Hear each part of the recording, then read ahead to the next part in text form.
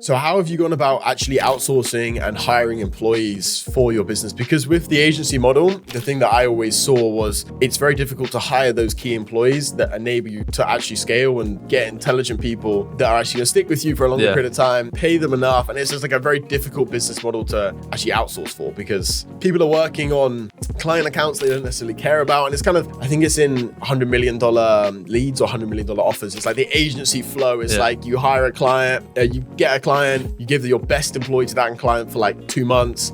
Then when they're already kind of hooked, they're seeing good results, you put a junior staff member on there, then it's just issues.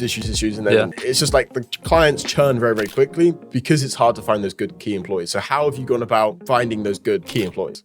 So I mainly found them on Telegram. People say you can use Upwork, people can say you can use other websites for it, but I don't hire a single Indian. All my team are mainly UK and America, and people don't actually understand, like people in the UK don't charge a lot. Like for example, obviously some of my clients I outsource the editing, and then obviously I have other staff for other things. They're all UK based and they all charge like still pennies, because they understand like, oh well, I can't get these high profile clients because I've just got a shit brand, so I'm just gonna work for an agency, make the videos, and then just be comfortable on that, which is obviously it's their opinion. But I utilize Telegram. A lot of these marketing chats, these like networking chats and stuff like that. I found a lot of people in there who've actually got a lot of testimonials before, but they just can't get the clients, so then they literally work under my agency. And it makes sense, right? Like when we had a Facebook marketing agency for maybe like 6 months, we were really trying, and I was terrible at sales, like absolutely terrible at sales, but I'd done maybe 500, 600K in spend. Like I knew Facebook perfectly, like I knew exactly how to scale everything and do the actual operation, but I was so bad at the sales side of things. So it kind of makes sense that you can find intelligent people that know what they're doing, but they're just bad at selling or bad at marketing the actual agency, but they know what they're fucking doing. And it's very easy to work with them because they're all UK based, and they've all actually had clients before, but just very low retainers. We're talking like £200 to £300 a month, like the penny retainers, but they all understand what that client's looking for, so it's very easy to work with. Honestly, I've also noticed this as well, is like we used to